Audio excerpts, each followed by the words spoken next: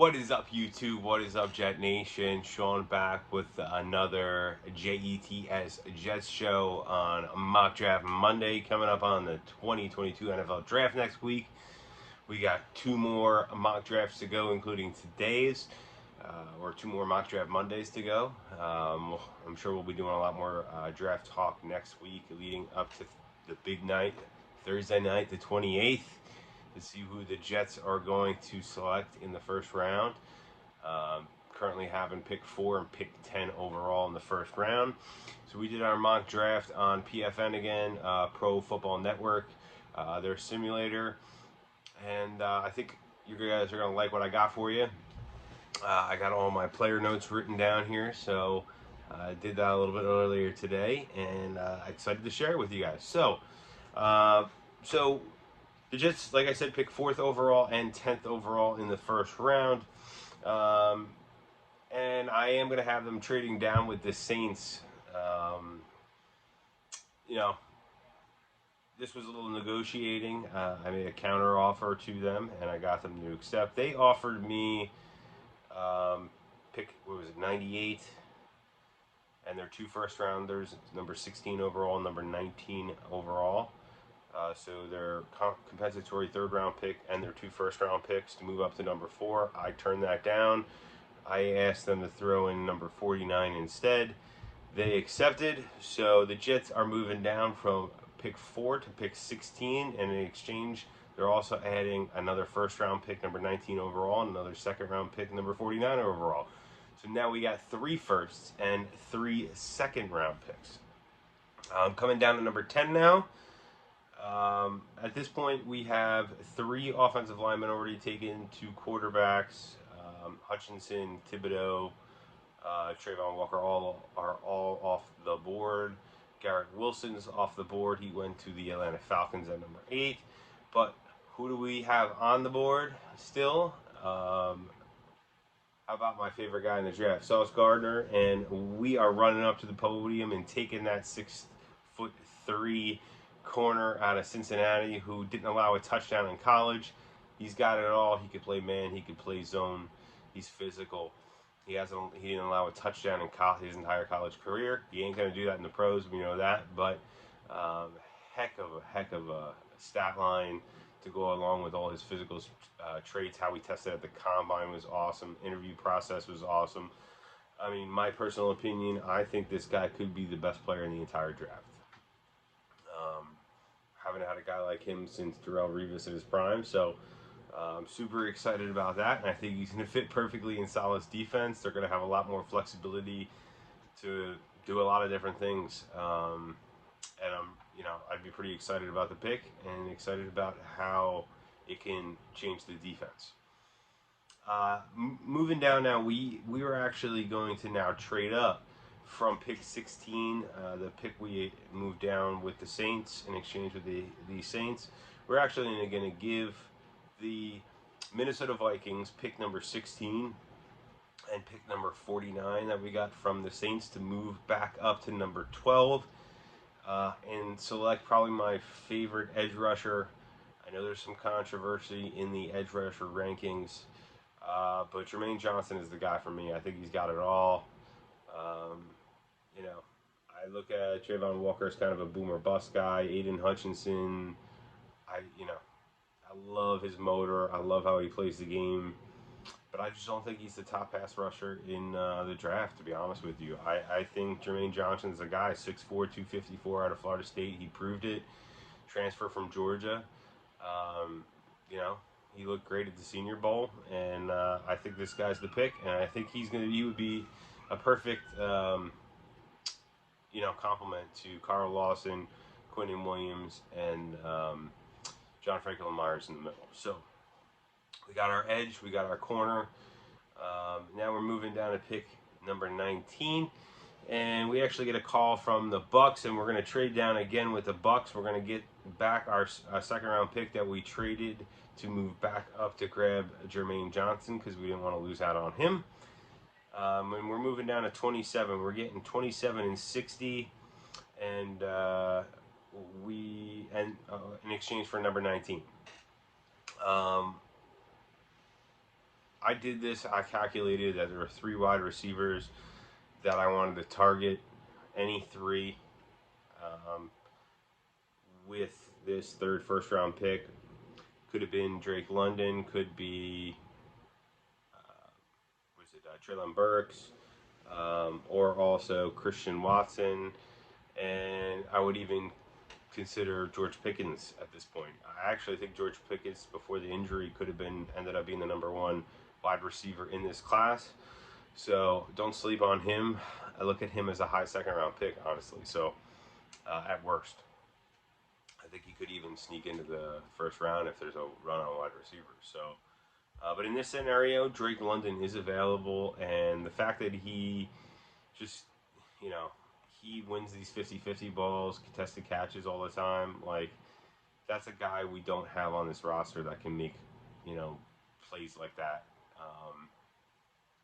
If something breaks down, Zach Wilson scrambling, he needs to throw it up somewhere to kind of move the ball down the field late in the game. Somebody's got to make a play. This is the guy that can make that kind of play. So, Jake London, 6'3", 219, doesn't drop the ball a lot. Contested catch guy. It's definitely more likely that he's going to come down with it than it's going to be an interception or something like that. So, I love how he complements the other skill sets of other wide receivers as well. So, we grab him at 27. Moving down to 35. I could have gone a couple different ways here. Brisker's still on the board at safety. I do think we could use another safety still. Wyatt's on the board at defensive tackle still, which is a little bit of a surprise for me, but he is there, and I like him a lot. But I had to go with this other guy. I couldn't resist. It's not the #1 need on this roster right now, but the fact that Tyler Lindenbaum dropped all the way down to 35, probably a little bit because of his size. I mean, I gotta scoop him up. There's no way I could pass on this guy. I think he's a perennial Pro Bowl talent at the center position, and he's perfect for that zone blocking scheme. He can move really well. I mean, you put him in the middle with Elijah Vera Tucker, Lincoln Tomlinson, either side of him, and then a healthy Becton and George Fant, who played incredibly well last year. I mean, you could have easily a top 3 offensive line in the NFL. So I couldn't pass him up there. So we scoop up at 35, Tyler Lindenbaum. Then at 38, we're actually going to trade down again. We're going to trade down with the Bears this time. They're coming up from 48 and giving us 71 in the third round. They actually came up and grabbed wide receiver Christian Watson. And we dropped down to number 48. And with pick 48, we are going to take Travis Jones, defensive tackle, Connecticut, 6'4", 325, huge run stuffer. He's going to be the complement to Quinnen Williams and John Franklin Myers, more of a run stuffer, kind of fill that void that we have from losing Foley Fatukas. Just gives you a great depth up the middle. You can kind of bank on John Franklin Myers being on pass rusher downs on the inside. You can use Travis Jones more on run stuffing downs on the inside. I really like the depth, and we want to build this roster, this defense around the defensive line. So, too much value there for me to pass up at pick 48. Now moving down, our third and final second round pick that we acquired from the trade down with the Bucks in the first round. And at number 60, we're going to take Jalen Petrie, safety out of Baylor, 5'11", 198. He's listed as a safety, but I don't look at him as really a safety. He can play safety, he can play inside corner, he can play outside corner, he can play linebacker. Just the versatility he provides. I mean, one, in terms of just sheer depth on the roster, he can fill in at multiple positions if there's injuries. Not to mention, if you put him out there in a dime set, you could have him do a lot of different things. He can cover a corner. He can cover a running back. He can cover a linebacker. He can blitz. So it's really like a real nice Swiss Army knife to have in the back end of that defense. Just another weapon to give Robert Saleh to be creative and see what they can scheme up. Now, I'm stopping after the third round with this draft. This is only a 3-round mock. So, number 69 overall, we go Leo Chanel. So we get our thumper linebacker, 6'2", 250 out of Wisconsin. This guy is a physical dude. Loves to be in contact. He's a run stuffer. He's going to come fill those holes. And I think he'd be a great complement to C.J. Mosley. I don't necessarily look at this guy as a 3-down linebacker. A little suspect in coverage.